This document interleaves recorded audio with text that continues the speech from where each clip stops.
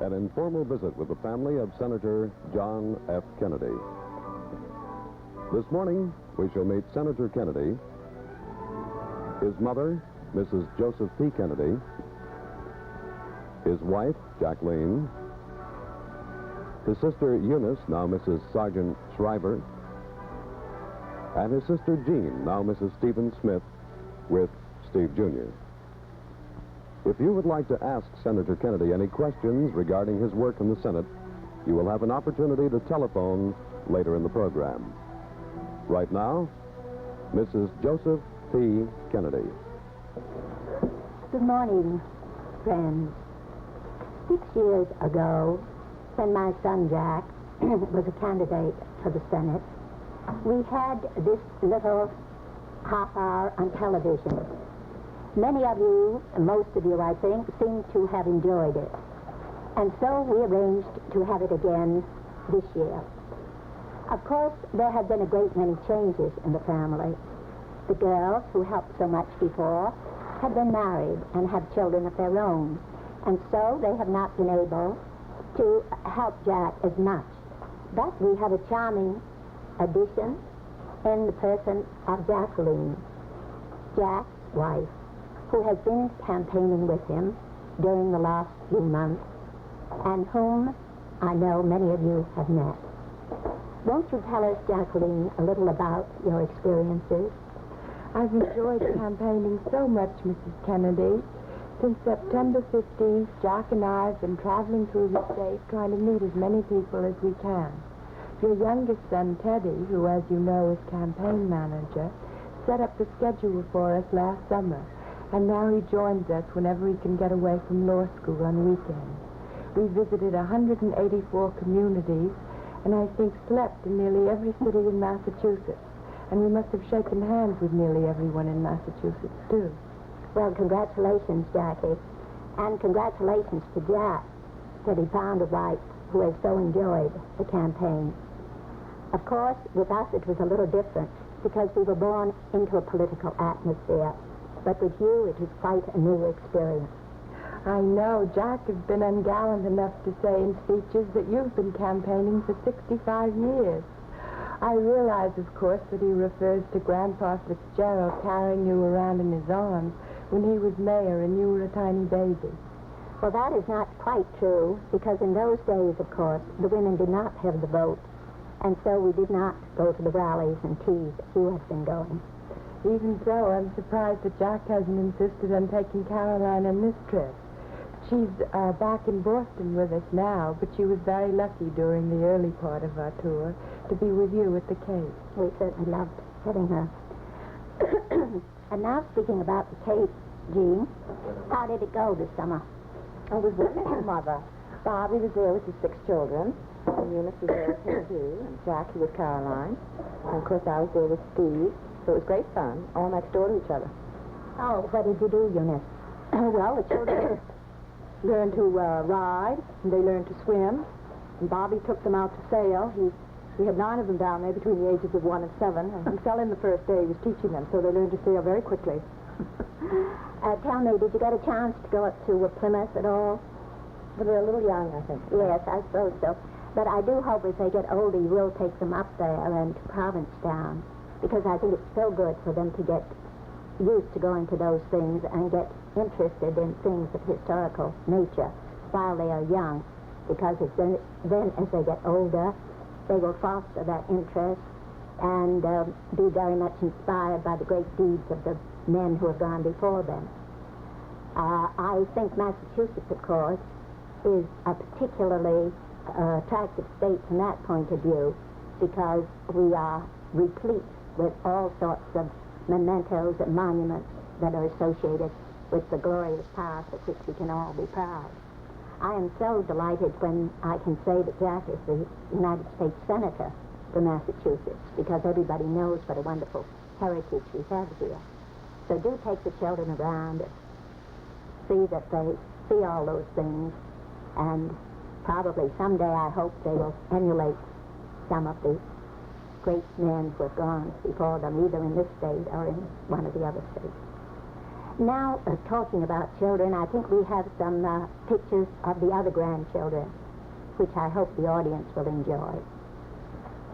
Oh, there are Bobby and Maria. Bobby's age 4 out of Chicago, and that's Maria, whose birthday is tomorrow. She'll be 3 years old.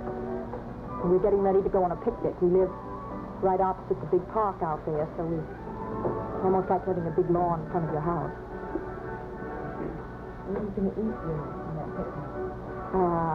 Cornflakes, cold milk, and honey. Me and Bobby is here. He's very boisterous. Just learning to play football.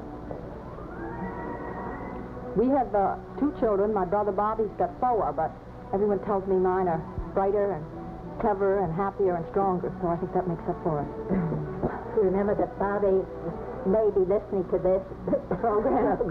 May get. He's sure to get report. Here we are in the big Lincoln Park Zoo, feeding the bears.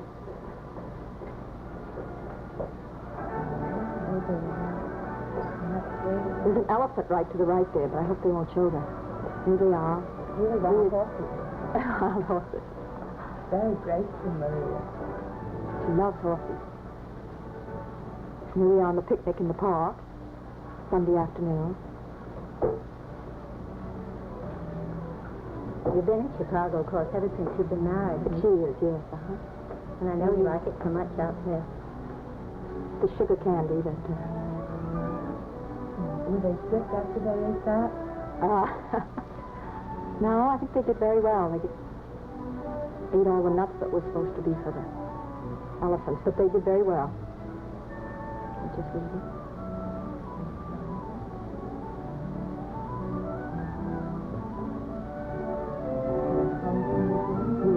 Sergeant is president of the Board of Education in Chicago, so he's very much interested in teaching Bobby and Maria. They don't go to kindergarten yet. He teaches them in the evenings after supper. Things that they're supposed to learn in kindergarten.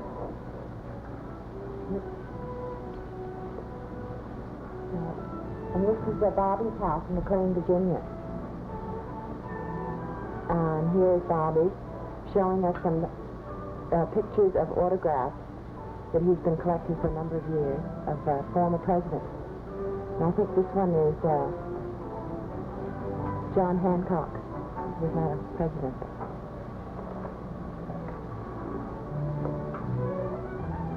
And now he's going into the house, and that's his wife Ethel, and their oldest daughter Kathleen, who's 7 now. And I think she's going to... and here are the rest of the children out in the lawn. Courtney's in front. She's the second to youngest. And one of their dogs. There are 6, aren't there? Yes. There's Megan. 4, I suppose. Terrible dog. That's Bernard. There's Bernard. Watch dog. How many dogs do they have? That's 6 dogs. 7 dogs. 8 birds. 10 rabbits. And Ethel's holding Michael, the youngest, who's about 6 months. And there's Courtney. And next to her is David and Bobby and Joe, whose name is our brother Joe, killed in the war, and Kathleen.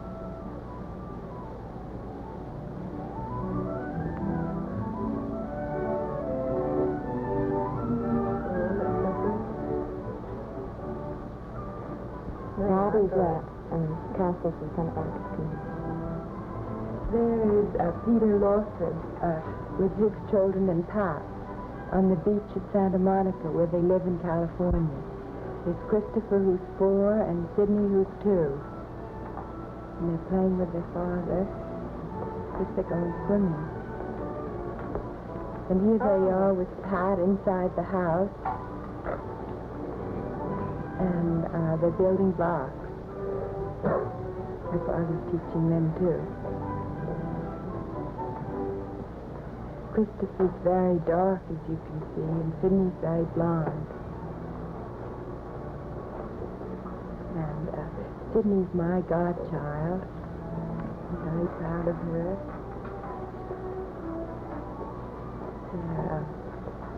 think they're brighter than your children, Eunice, at their lessons? I must say, they're showing great aptitude there.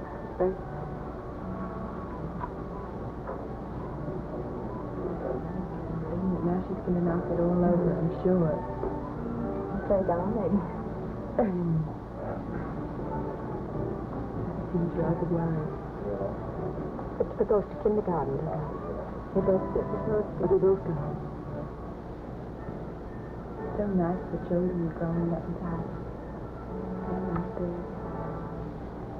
Oh, dear, what's going to happen? they fight?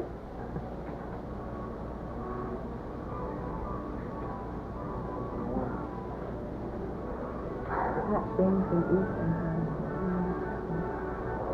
I'm the family organ. Too bad we can't hear it. What kind of an organ is it? Like an old-fashioned Barrel organ, I suppose. There's Christopher. He looks like his father. Have you been on any of these TV shows now? Think it's been I don't think so. Didn't Should be go. though. Shouldn't it? I'm shy. balance shot.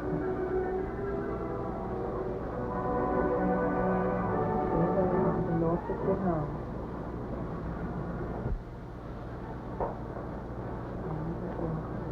Peter Norfolk and their 2 children, Christopher and Sydney.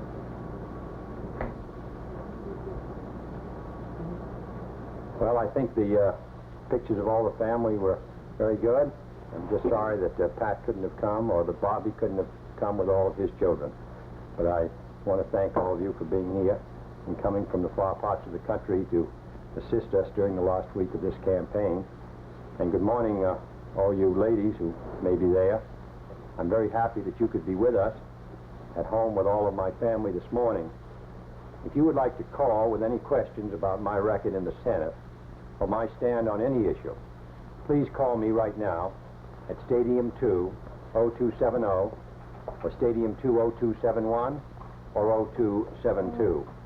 Jackie, Jean, and Eunice will act as my operators and give your calls to me. Before I go to the phones, I want to say just a word about this election on November 4th. One of the most difficult things an office holder has to do, in my opinion, is to ask people to vote for him. It isn't easy to make a lot of statements about my record or a lot of promises about the future, but let me say this. In the last month, Jackie and I have been in every corner of Massachusetts. And for the last 6 years, I have been directly or indirectly in touch with practically every citizen in the state. I think I know the people of Massachusetts pretty well, and I think they know me. I think you know what I stand for, what I am trying to do for our state, and how I believe a public office such as United States Senator should be filled. So without, I hope, being too presumptuous or taking too much for granted, my biggest concern now is that you go to the polls on November 4th. In times such as these, when the right to vote, the right of free elections, is under assault all over the world, I really don't see how anyone can stay at home on Election Day. Never think that your vote is not needed or is unimportant. Never be able to say on November 5th, the day after election, that you forgot to vote or that it was too much trouble. Whatever trouble it may be, whatever party you may belong to, I hope you will go to the polls on November 4th and cast your ballot. If you believe in what I've been trying to do, if you believe in our program to strengthen Massachusetts and the nation, I hope you will find it possible to cast a vote, for which I will be very grateful. I see that the girls have taken some calls, so I will get right to them.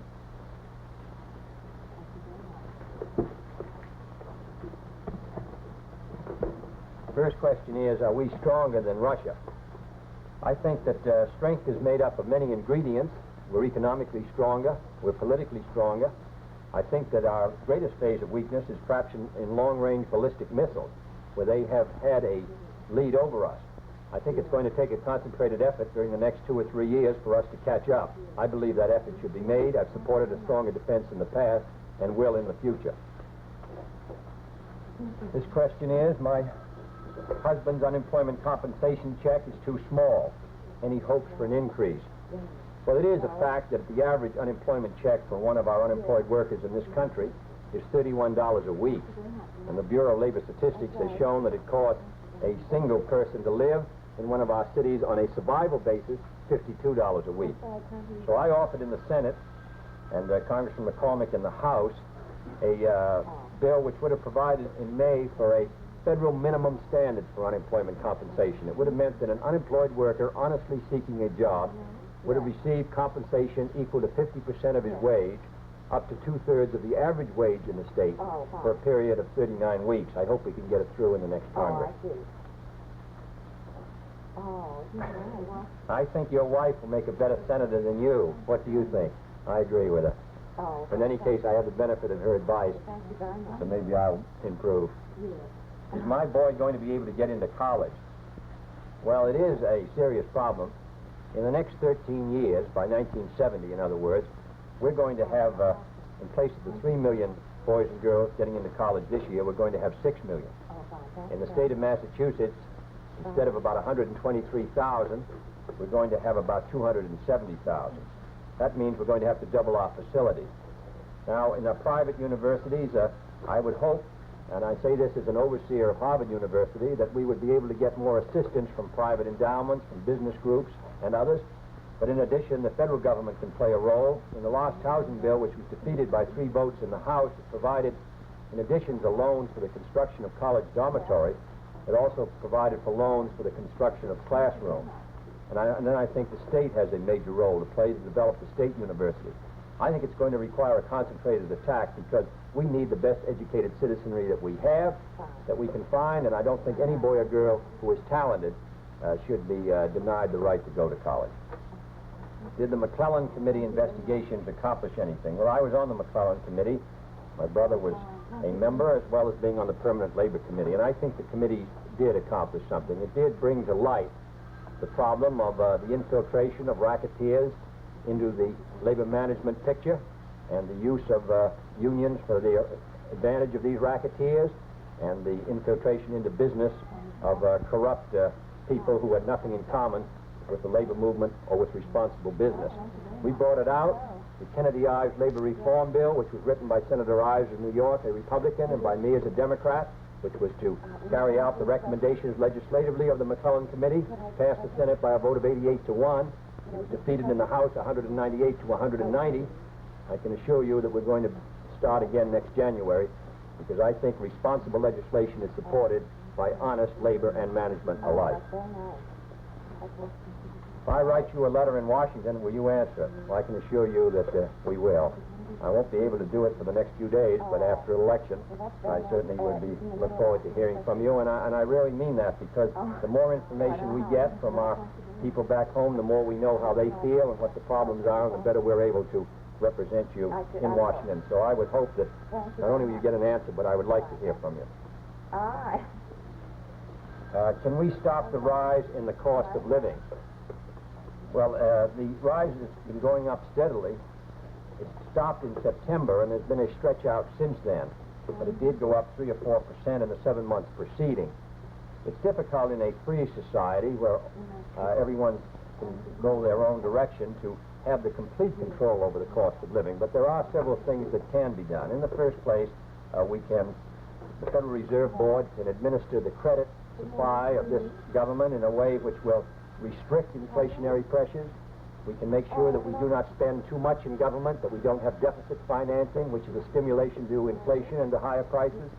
We can make sure that those prices which are controlled, such as natural gas and the basic commodities and public utilities here in a state like Massachusetts, that they're administered fairly and well, and in a whole variety of ways do our best to attack this problem, which I think is a terribly difficult one, particularly for those people living on fixed income and on retirement, to find that their retirement check every month is becoming worth less and less. I think it's a number one problem, and I hope that we can take more effective action in the coming months and years. If you are a Democrat, why is my boyfriend a Republican supporting you? Well, I don't know unless you've talked him into it. But in any case, I hope that every citizen of Massachusetts, regardless of their party, if they can, will support me, and if they cannot, of course, that they will support my opponent. In any case, I do hope, as I said before, that they will come to the polls and vote, and I'm glad to hear that we're getting that in this case a Republican is supporting us, because I think I've attempted to represent all the people of this state in Washington in a responsible way. Final question of this series is, what are you doing for the fishing industry? Well, the fishing industry has been one of the industries hard hit by excessive imports. And in 1954, the Congress passed the so-called Saltonstall-Kennedy Act, which was sponsored by both senators from Massachusetts. This provides that the duty collected on the importation of foreign fish, instead of going as it used to go to the Department of Agriculture for the support of perishable vegetables, now goes to the fishing industry for research. We send a ship out, the Albatross III, which goes out and does research on how to pack fish and how to freeze it better and find new fishing grounds. And in other words, help by research the fishing industry to develop its resources. In addition, Senator Saltonstall and I have introduced a bill this year which came out of the Senate committee and which I hope will pass next year, which will be of more direct assistance to the fishing industry, provide a revolving fund for the purchase of new vessels, and provide other protections for the fishing industry, which are greatly needed. Without a strong fishing industry, we don't have a strong economy here in the state of Massachusetts. Do you think that our light bill is too high? Well, the regulation of lights and the price of those commodities comes under the state commission, and I think that they're best equipped to deal with that problem, because it doesn't come under the federal government, and I really haven't got information on it to give you a really intelligent answer. How many babies did you kiss in this campaign? Well, I didn't kiss enough, I guess, but I didn't manage to. There didn't seem to be much desire on their part, but in any case, we saw a lot of mothers whose hands we shook in. I'm a high school student. How can I get into politics? Well, as it's now 10:20 a.m., I'm hopeful that you're going to go to school today, as it is a weekday.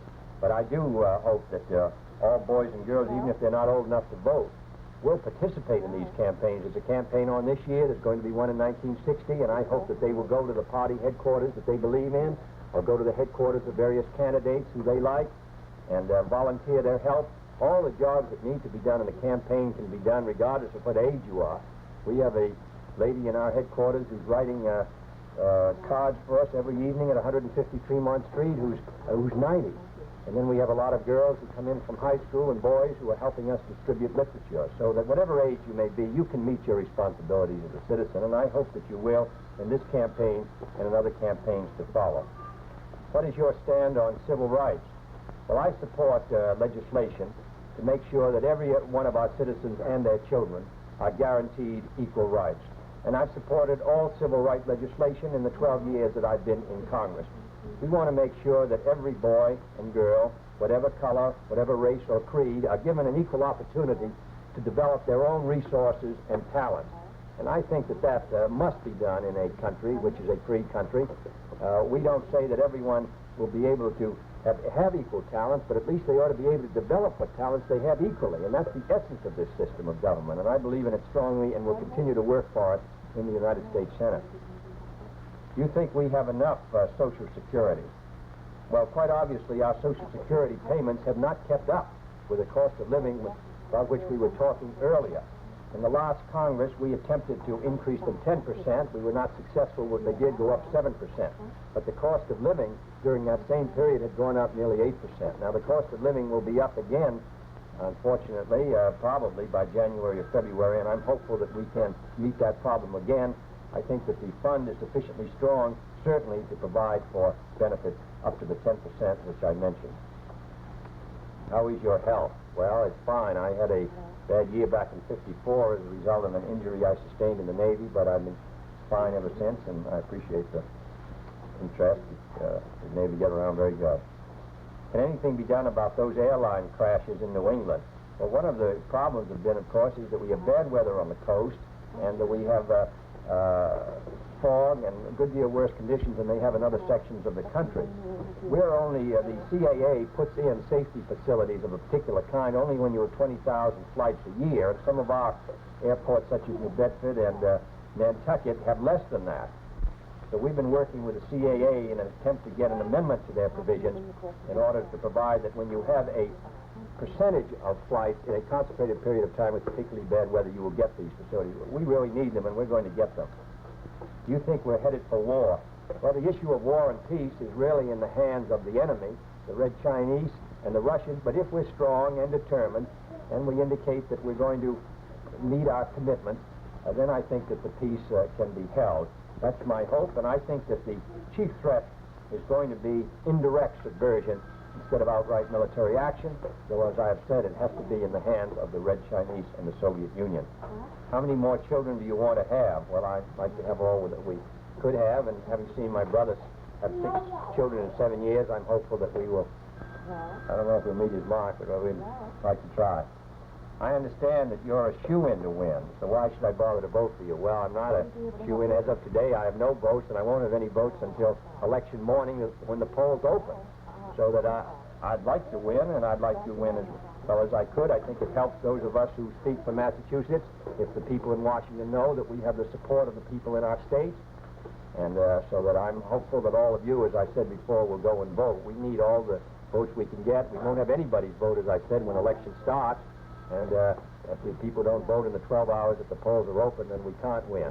But if you all go and vote, see if we can get our friends to vote, then I think we do have a good chance to win, and I think it's going to make it easier for us to speak with more strength and vigor in the Senate if people realize that the people of Massachusetts have given me their support. So that I guess this is about all the questions that we have time for. I'm very grateful to you for having come this morning and having the coffee hours. We're going to be sending a lot of younger people around to your homes during this week with distributing a magazine, or really a tabloid, which has some of the things that we've done. I hope you'll have a chance to say hello to them. And I want to thank my mother and all my sisters for coming once again to help me in a campaign. And now I'd like to have you come over and meet what I hope is our greatest rooter, but is our greatest campaign worker in the future, our daughter Caroline. Caroline, why don't you come over here and see what's going on?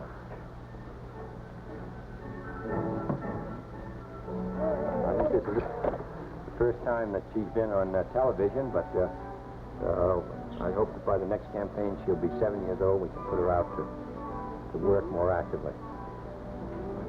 We want to thank you again for coming. She's the youngest member of our family, but I'm grateful to her and to my wife Jackie and to all my sisters, as I've said, and to my mother especially. As it was said, she started campaigning for my grandfather Fitzgerald when he was mayor in 1908, and she's been working for either her father, her father, my grandfather, or my father, or for me for the last half century. So we're very grateful, and we're fortunate to have her help, and we're fortunate to have Caroline, who's now 11 months and will be a year old November 28th.